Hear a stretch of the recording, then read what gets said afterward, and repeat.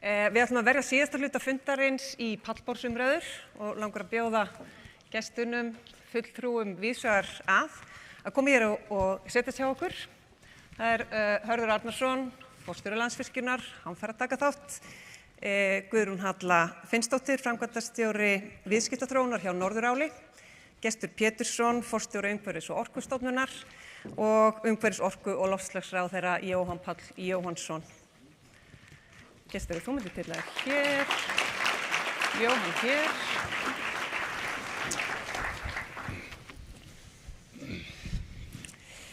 Það náttúrulega þannig að það hafa orðið miklar breytingar undan, ég held ég geti sagt bara undan farið ár í umgjörð orkuvinnslu og orkufyrirtækja og það miklu fleira í farvatninu.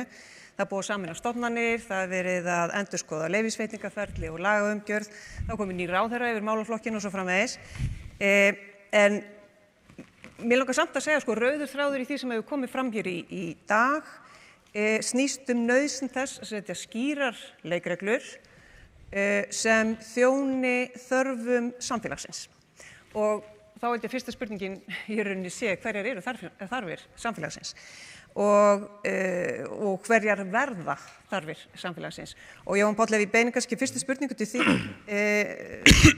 þá bendi Jón á orkustefnu Íslands til 2050 í sinni erindi og vitnaði þar í eitt af markmiðunum sem segir bara orkuþörf samfélagsins skal uppfyllt. Punktur. Það hefur bara verið þannig. Von á því úr þínu ráðuneyti eða þeirri ríkisstjórn sem þú situr í einhvers konar mat eða skilgreining á orkuþörf samfélagsins til framtíðar og þá til hversu langs tíma? Já, orkuþörfin náttúrulega einhverju leyti metin í þessum orkuspám sem hafa komið út bæði frá Orkustofnun eða Umhverfis- og orkustofnun eins og hún heitir núna og svo frá Landsneti. Ég held kannski að stóra spurningin sé hvað viljum við? Hvað vilja stjórnvöld og hvað viljum við sem samfélag? Orkuöflunar vilji, það kannski lykil orðið hér af því, ég meina þetta getum við bara tekið ákvörðun um að sleppa því að vera ná fram kolefnishlutleysi, við getum það alveg, við getum líka tekið ákvörðun um að fara að loka verksmiðjum og afsala okkur útflutningstekjum og við getum tekið ákvörðun um að vera bara með minni hagvöxt á næstu árum. En það er ekki stefna þessarar ríkisstjórnar og ég held að það sé ekki vilji til þess í samfélaginu. Ég held að við viljum einmitt afla aukinnar orku til þess að standa undir hraðari orkuskiptum, til þess að verja raforku öryggi út allt land og til þess að auka verðmætasköpun á hinum ýmsu sviðum. Þannig að ég held að það sé kannski stóra verkefnið og við vorum nú svona frekar skýr með þetta kannski fyrir síðustu kosningar, minn flokkur, að við vildum og við töluðum bara það hreint út að við vildum stefna að því að auka orkuöflun 5 teravattstundir á næstu 10 árum. Jafnvel binda það í lög. Ég meina, við erum með lög opinber fjármál sem gera ráð fyrir að þegar ný ríkisstjórn tekur við þá setji hún sér fjármálastefnu þar sem koma fram ákveðin viðmið afkomu hins opinbera til næstu ára. Það mættu þetta vera eins með orkumálin. Það er eðlilegt að ný ríkisstjórn sé bara opinská með það hver viljinn er til verklegra framkvæmda þegar kemur að orkumálum. Og ég veit ekki hvort þið hafið áttað ykkur á því á tækifærunum sem felast í þeirri stöðu sem við erum núna í. Að í fyrsta sinn í mjög langan tíma þá er ríkisstjórn við völd þar sem er algjör einhugur að ráðast í stóraukna orkuframleiðslu. Og allir flokkar, allir ráðherrar, hver einasti þingflokkur þessar ríkisstjórnar, það er allstaðar sammæli að það sé óboðlegt að horfa upp á áframhaldandi hægagang í orkuframleiðslu og þegar kemur að uppbyggingu flutningskerfisins. Þannig að ég held að þetta sé svolítið verkefnið og stjórnmálin þurfa bara að vera að sýna á spilin. Hvað viljum við, hvernig ætlum við að gera það og ég held að sé eðlilegt að því það hefur nú verið rætt talsvert rammaáætlun og þann lagabálk í dag að það verði hort til þess að breyta þeim lögum svolítið með þetta til hliðsjónar. Akkurat, ég ætla kannski bara að grípa boltan þarna, ég ætla almennt ekki að vera að grípa fram í fyrir ykkur þannig að við skulum samt hafa umræðuna snarpar, við höfum kannski 20 mínútur rúmlega það. Og ég ætla aðeins að henda þetta á lofti sem að ráðherra nefnir með rammaáætluna, þegar ég hef alveg heyrt þig Hörður tala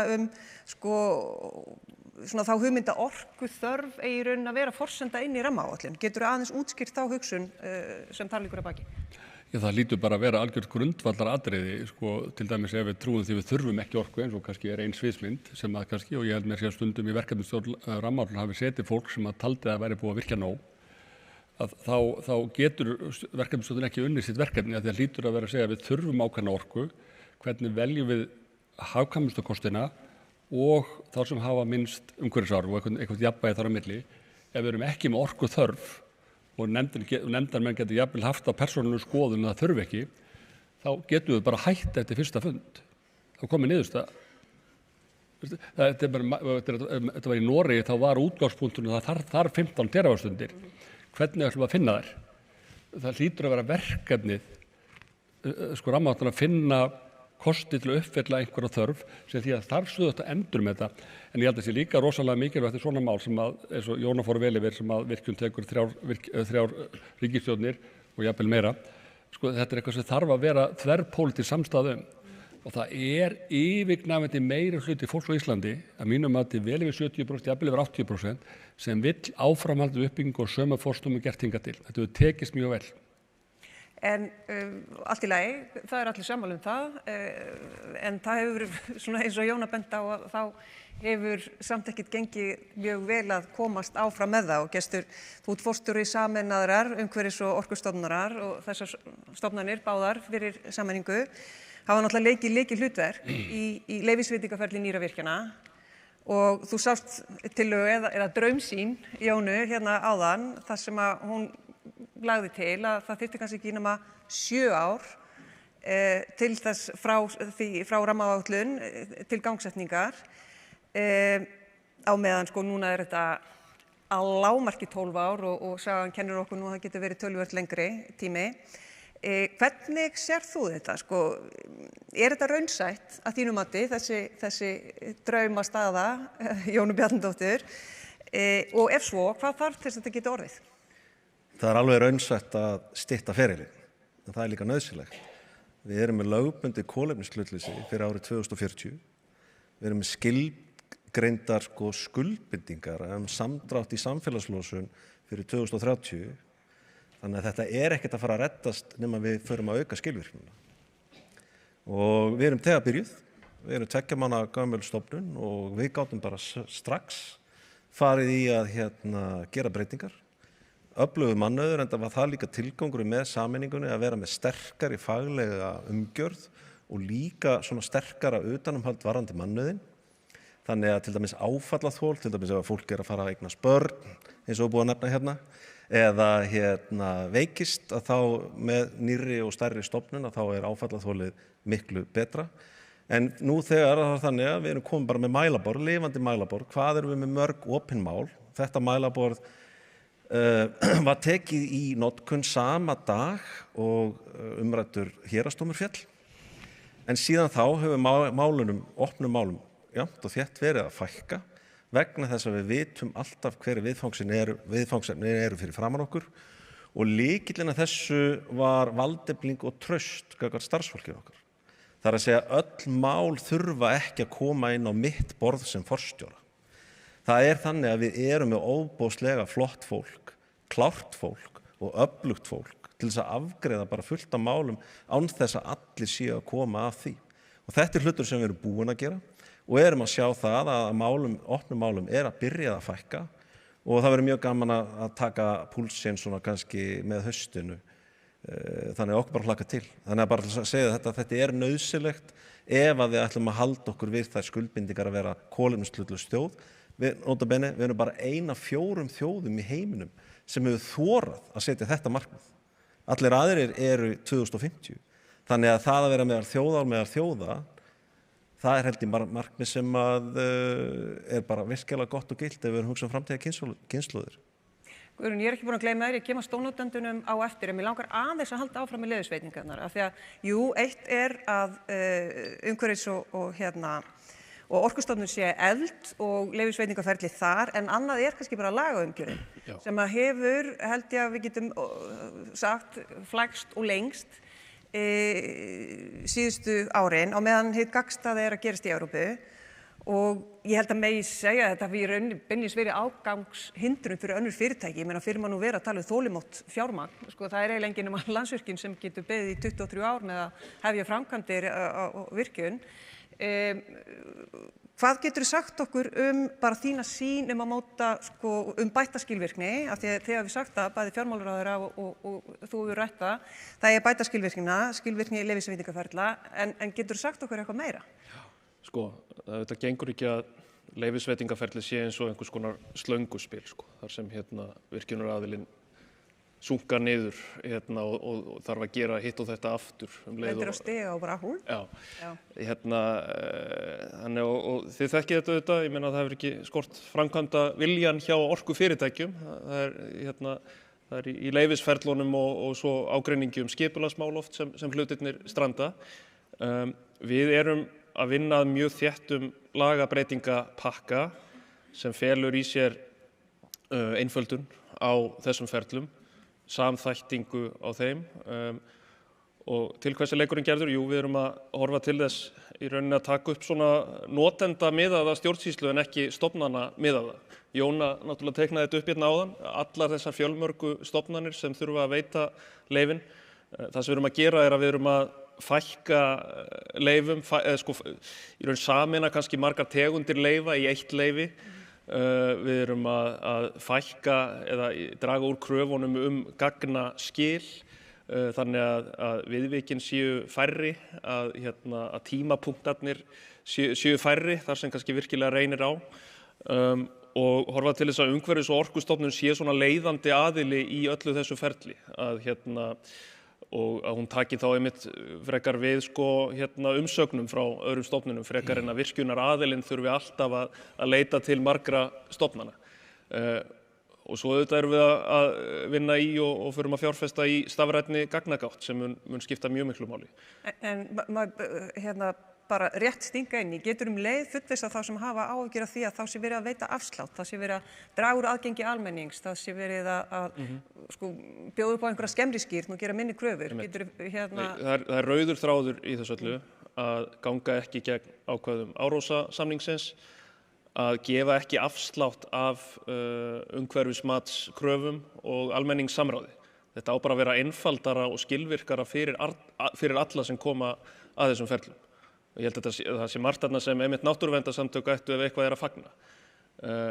Og þetta skiptir miklu máli.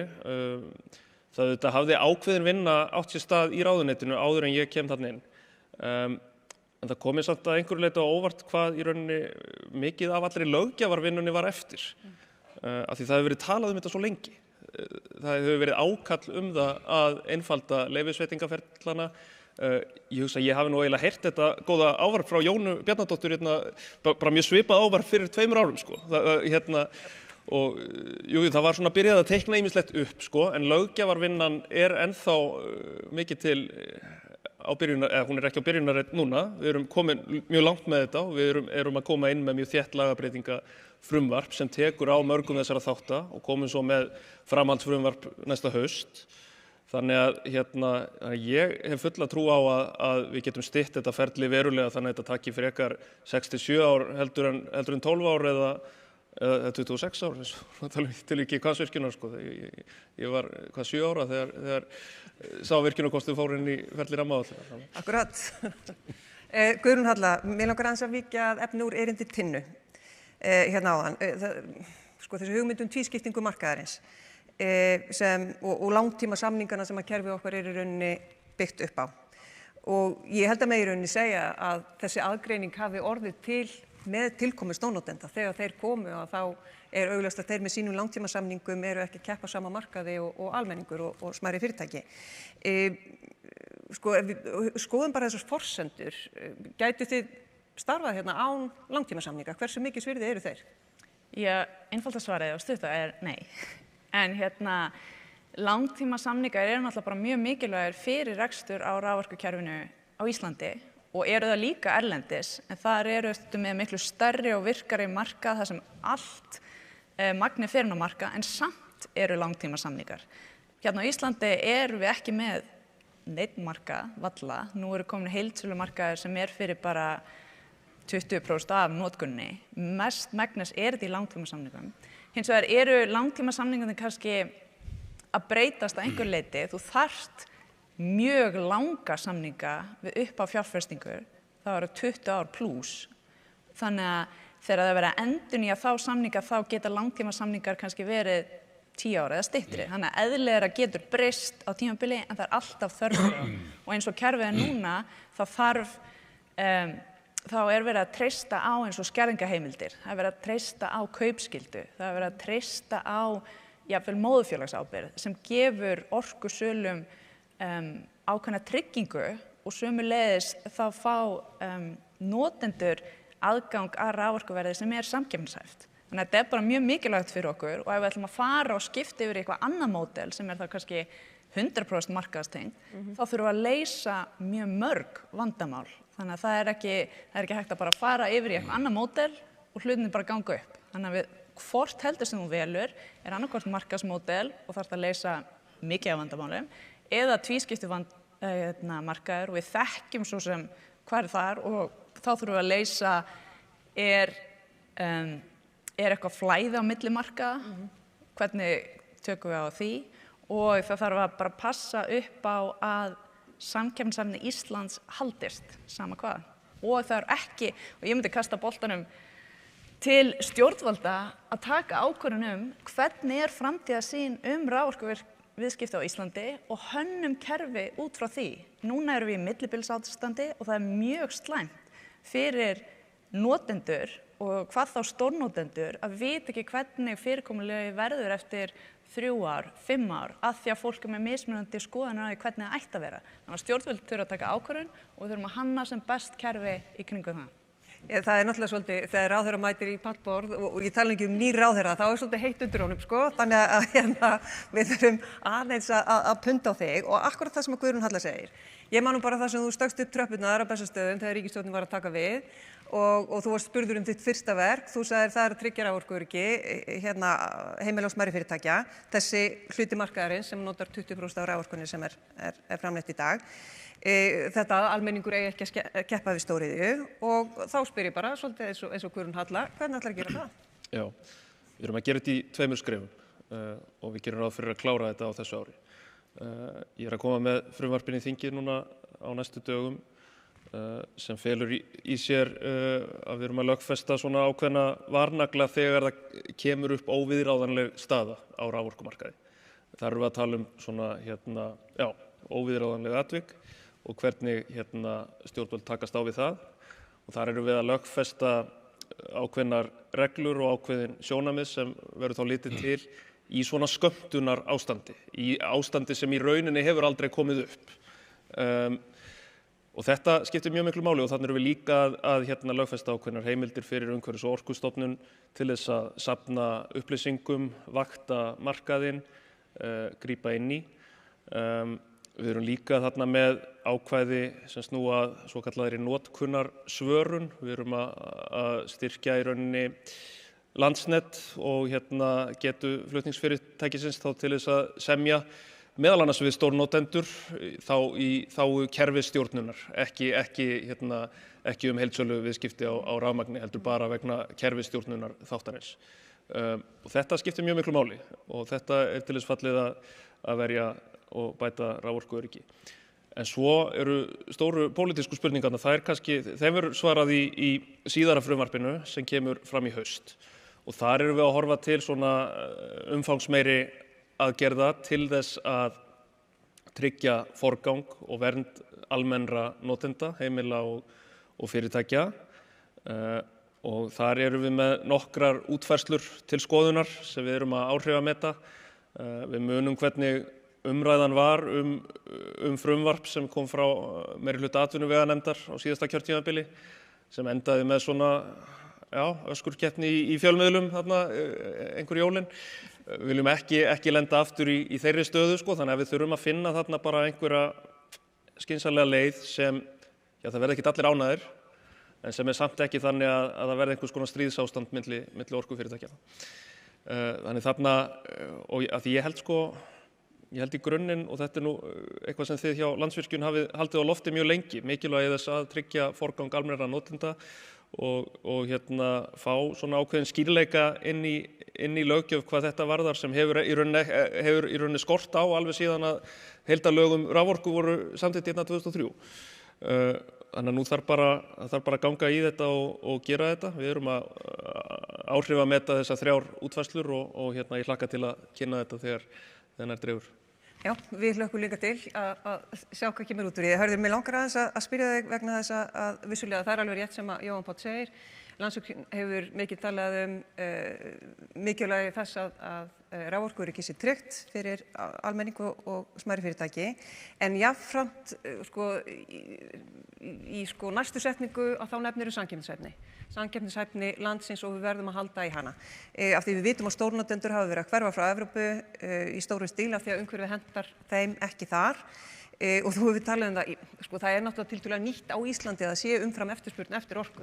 Það er ekki, eins og var nefnt hérna í kynningunni, þú ert búin að vera hérna í 15 ár og það er svo sem ekkert alltaf, fólk hefur ekki alltaf hangið á húninum hjá þér að ná í hverja einustu megawattstund.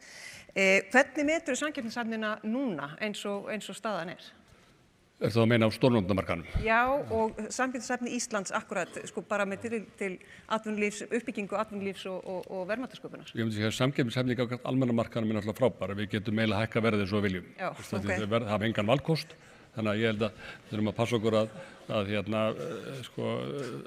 að við þurfum markaðslögmál þar, þá óheft markaðslögmál færa völdin algjörlega til raforkuframleiðandans eða millilega. En fyrir stórnotendamarkaðina þá er hann miklu meira krefjandi en við höldum. Og þetta er ekki bara, við erum ekki að keppa við Evrópu, við erum að keppa nema þá Evrópu með svæði sem er líka bara mikla niðurgreiðslur og við erum að keppa við á önnur lönd og það er krefjandi fyrir okkur að byggja nýjar virkjanir, þá er ég að meina í vatnsafli, jarðvarma og vindi og ná að keppa inn á þessum alþjóðlega markaði. Þetta er svona, það gengur, en við þurfum að sýna ráðdeild, við þurfum að vera í hagkvæmum kostum. Það er ekkit rúm, en það sýnir bara afkoma Landsvirkjunar. Þó að við séum að skila 150 milljörðum á síðustu 4 árum, að þá er arðsemi eigið fjár lág. Hún er svona það lág að margir almennir fjárfestar myndu segja að þetta væri oflátt. Arðsemikrafan frá eigandunum er 7,5%. Við hefum náð því, við erum verið að dansa í kringu það síðustu árin. Þannig að samkeppnisstaðan er mjög krefjandi en við þurfum að bara halda vel utan um hana því að þessi fyrirtæki sem eru hjá okkur eru feikilega mikilvæg fyrir sem útflutningsgrein. Við þurfum að skapa útflutningstekjur. Hvernig getum við unnið vinnu og selt vöru og þjónustu og raforku og fengið borgað í dollurum. Það breytir dálítið miklu og það er alveg hægt en við þurfum að vera mjög meðvituð og sameinast að halda vel utan þessi fyrirtæki sem vilja koma hérna. Ekki vera neikvæð gagnvart þeim. Guðrún Halla, þessu tengt samkeppnishæfninni, það er náttúrulega drjúgur hluti, kostnaðar stórnotenda er raforkan og auðvitað viljum við fá sem hæst verð fyrir hana, en síðan er líka flutningskostnaður og flutningskerfið hefur, ég eiginlega man ekki eftir öðru en að það hafi verið kvartað yfir flutningskerfinu síðustu árin að það sé ekki nógu öflugt. Það er náttúrulega ekki nóg að byggja nýjar virkjanir og bæta við framleiðsluna ef það er svo ekki hægt að flytja orkuna þangað sem að þarf að nota hana. Skiptir þetta miklu máli til dæmis fyrir ykkar rekstur? Mjög miklu, en kannski áður við förum í flutningskostnaði alveg gaf mér bara að taka undir það sem við varum að snerta varðandi þróunin í Evrópu, samkeppnishæfni, mikilvægis að hafa augun á þeim bolta því að þetta helst allt í hendur. Góður árangur orkufyrirtækja helst í hendur við góðan árangur iðnfyrirtækja, helst í hendur við góðar útflutningstekjur og góð lífskjör. Þannig að við erum öll í sama liði og erum að vinna sama markmiði. Og það er mjög algengt að sé litið kannski á raforkumarkaði í Evrópu og horft á markaðsverðið án þess að gera sér grein fyrir eins og Hörður nefnir, það eru endurgreiðslur. Í Noregi eru endurgreiðslur á raforkuverði til orkusækina fyrirtækja mjög miklar og það skekkir það og ef við erum ekki meðvituð að það sé samkeppnin og að verðið sem við ætlum að hafa á Íslandi þurfa að keppa við það verð, þá töpum við.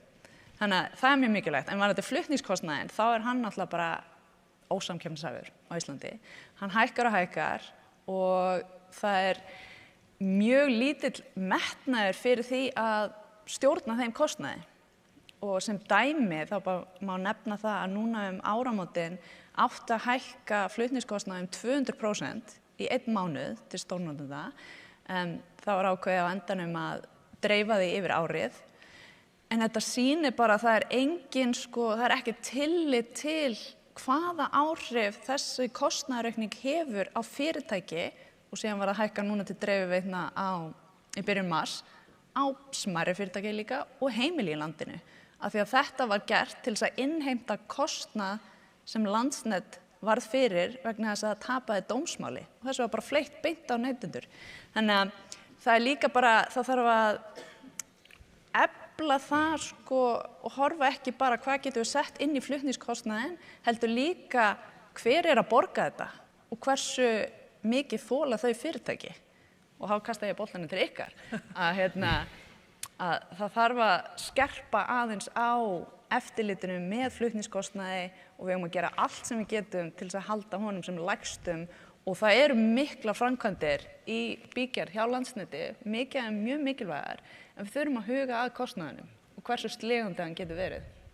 Áður en hleypur á þeirra, þá veit ég bara, þú veist, sumir yða í skinninu að fá aðeins að snerta þessu hörður. Já, ég er kannski aðeins líka að taka áður í bergin flutningsgjöldinu þá líka að segja, þau Guðrún var að segja því að við ætlum ekki fara að niðurgreiða orkuvinnslu.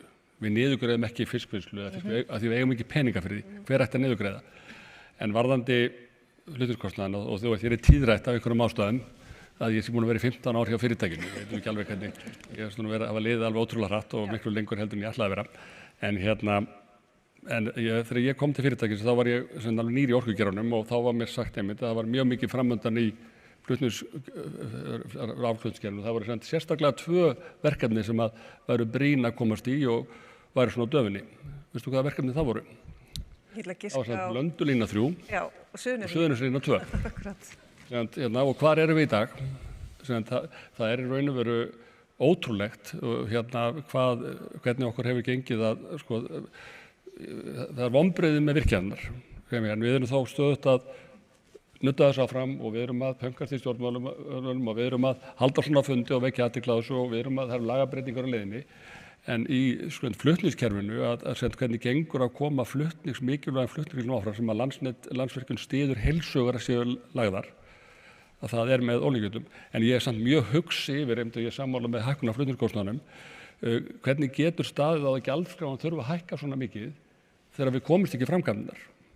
Ég er ágætur... Hvernig verður hún þá þegar framkvæmdirnar fara virkilega? Ég er bara miklar áhyggjur af því. Því að flutningsfyrirtækin eiga bara að fá borgað tilbaka þær framkvæmdir sem er ráðast í með arðsemi, ákveðin arðsemi og fyrir rekstrarkostnaði, en við okkur gengur ekkert að komast til framkvæmdir, en samt erum við með langhæstu flutningsgjöld í Evrópu. Nú erum við ekki með fulltrúa Landsnet hér og hefðum greinilega þurft, þetta var en ég minna á að Landsnet er hins vegar með fund á morgun, þannig að við getum öll mætt þangað og leita eftir svörum. Mér langar aðeins að nefna af því að tíminn líður svolítið hratt, það er tvennt sem ég langar að nefna áður en við hættum. Það er annars vegar orkuskiptin. Gestur, það virðist vera svona, má segja kannski smá bakslag víða eða minnst okkosti fólk er ekki jafn bjartsýnt og það var fyrir nokkrum árum að þau gangi jafn hratt og við héldum í upphafi. Við flytjum inn olíu og bensín fyrir 150 milljarða króna á ári og þess vegna það er til mikils að vinna fyrir okkur að geta dregið úr því að verða svona það bil sjálfbær orku með þær auðlindir sem við eigum. Hvert er þitt mat bara á stöðu og þróun þessara þriðju orkuskipta sem að okkur langar til að komast í gegnum, en það virðist alltaf vera kannski svona heldur hærri þröskuldur en við reiknum með í upphafi? Ef við horfum til dæmis á samfélagslosun og þá eru góðu fréttin að það er að meiri hlutin er á niðurleið. Þannig að það hljómar svolítið furðulega að tala um það að sé gott að vera á niðurleið. En það er þannig að þegar kemur að svona stæðstu þáttunum að þá erum við að ná árangri og þetta er svona kannski eins og að snúa olíuskipi. Þannig að þegar maður horfir til þess, þú veist hvaða tækniþróun er í gangi og hvaða kraftar eru raun og veru í gangi þegar sérstaklega þú lögbindur kolefnishlutleysi, að þá færðu raun og veru allt kerfið með þér. Þannig að ég er tiltölulega bjartsýnn á það að við munum ná markmiðum okkar. bæði hvað varðar skuldbindingar í samfélagslosun og líka hvað varðar kolefnishlutleysi vegna þess að það er svo mikil gerjun í gangi. Dæmi sem ég tek oft það að þegar ég steig inn í iðnað árið 1999 að þá þurfti maður pínulítið að fara með veggjum að ræða til dæmis umhverfismál og samfélagsmál. Pínulítið eins og bara vera í skápnum. Í mínu síðasta starfi í iðnaði þá hefði ég bara verið rekinn fyrir að sinna þessum málaflokki ekki. Upplýstu hvaða starf það var?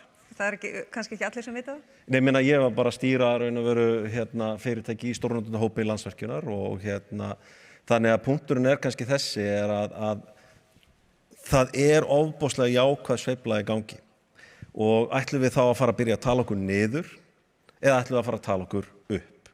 Þannig að það er kannski svolítið val hjá okkur núna sem eru hérna inni sem hagsmunaaðilar á mörgum sviðum og þetta er val og þetta er hugafar. Þannig að ég segi bara það að við séum á niðurleið í stærstu málaflokkunum okkar er gríðarlega jákvætt. Binding er búin að aukast 19-falt á Íslandi. Þannig að bara áfram gakk, ekki tala hlutina niður, tala það upp og við leysum þetta saman. Hluti af lausninni hlýtur að koma frá stjórnvöldum af því að eins og Hörður benti á í sínu erindi að þá er það nú þannig að nýju grænu lausnirnar eru oft dýrari en að nota þær gömlu sem að notast við jarðefnaeldsneyti. Hvert stefnir ríkisstjórnin þar? Já, þessi ríkisstjórn er auðvitað staðráðin í að ná árangri í loftslagsmálum. Það skiptir öllu máli hvernig við gerum það. Við þurfum að passa að gera það ekki þannig að við kljúfum samfélagið, sko. Eins og, ég meina þið þekkið þetta, gulu vestin og allt það. Þess vegna erum við að horfa núna til þess að uppfæra aðgerðaáætlun í loftslagsmálum út frá hugmyndafræði réttlátra umskipta. Að tryggja að orkuskiptin fari fram með þeim hætti að það leggist ekki ójafnar byrðar á fólk eftir því hverjar tekjur þess eru eða hvar það býr. En svo held ég líka, það er oft talað orkuskipti eins og þetta sé eitthvað íþyngjandi og óþægilegt. Það eru líka bara svo mikil tækifæri í þessu. Og við getum, og ég hef fulla trú á að við getum einmitt gert þetta með þeim hætti að það styðji við atvinnuuppbyggingu og byggðaþróun allt land. Guðrún gestur segir að hann hefði verið rekinn eða hann hefði farið að tala umhverfismál. Þú ert að stýra. Nei, ég er að grínast. Fyrir 25 árum. Fyrir 25 árum. Það er alveg hreinu. En þú stýrir viðskiptaþróun einmitt hjá stóru iðnfyrirtæki. Hvernig horfir þetta við ykkur? Þetta er bara eitt af mikilvægastu málefnunum. Að bara við erum alltaf með eitt lægsta kolefnisspor í heiminum í framleiðslu á áli. Og þannig að metnaðurinn er bara að minnstakosti að halda því og bæta það þegar tæknin verður fýsileg. Þannig að það er helst sem stendur í vegi fyrir því er bara að því að eins og staðan er núna að í framleiðslu á áli þá þarftu kolefni bara sem efnaskipta hráefni og þegar við komumst á því og getum haft kolefnislaus skaut þá er þetta komið en það er ekki að fara að gerast á morgun og ekki hinn. Þannig að það er samfélagslosun sem við einblínum á og að fjárfesta í að finna tækni sem getur líka gripið losun svo að sé hægt að nýta eða farga. Miklu möguleikar. Hörðu, ég er að hugsa að leyfa þér að eiga svona síðustu vangavelturnar. Ég sé að Eva er farin að gera eitthvað svona. Af því að við byrjuðum að fund svolítið á að tala það, þegar við lítum með öxl að þá getum við verið stolt af þeim ákvörðunum sem voru teknar í fortíðinni og við erum að vonast til þess að þær ákvarðanir sem að verða teknar núna á næstu árum sé eitthvað sem framtíðarkynslóðir geti litið til með sams konar stolti. Hvaða ákvarðanir þarf að taka í dag til þess að við getum skilað áframhaldandi bara farsæld fyrir næstu kynslóðir? Bara einn svona löglegt spurning í lokin. Já, bara ein setning. Ég held nú að það verið þar sem við vorum að fjalla að fundunum. Það er náttúrulega að börnin okkar og barnabörn þegar að þau koma út í atvinnulífið og þá séu þau með aðgang að grænni orku til að mæta þörfum þess samfélags sem þau vilja búa í. Og þetta er alveg framkvæmanlegt og þetta snýst ekki að virkja allt sem að okkur dettur í hug. En við þurfum að þora að horfa langt, þora að taka ákvarðanir langt út fyrir kjörtímabilið. sem að er kannski ekkit auðvelt fyrir stjórnmálamenn að gera. En því annars gerum við þetta sem fyrri kynslóð gerðu fyrir okkur. Ég held að við gerum okkur ekki alveg grein fyrir í hvaða þakkarskuld við stöndum fyrir kynslóð að hafa tekið. Þetta voru ekkit auðveldar ákvarðanir. Þetta voru umdeildar ákvarðanir. Sko ef ég tala um að það hafi verið erfitt að láta að ganga fjárhagslega í dag, þá held ég að vera ómögulegt á þeim tíma. En þetta reyndist rosalega gott af því að þetta eru eilífðarvélar. En það að þora að hafa þessa langtímasýn og reyna að gera grein fyrir hvernig samfélagi viljum við að börnin okkar búa í, varðandi sem snýr á orkumálum. Ég held að þetta séu bara ljómandi lokaorð. Kæra þakkir fyrir að taka þátt, gestur Jóhann Páll, Guðrún Halla og Hörður. Og þið innilegar þakkir fyrir að koma á ársfundin okkar. Ég endurtek, það eru veitingar hérna frammi sem við viljum endilega að þið þiggið, staldrið aðeins við spjallið, blandið aðeins skeiði. Ef við ekki að slíta fundunum bara þar með. Kæra þakkir. Takk.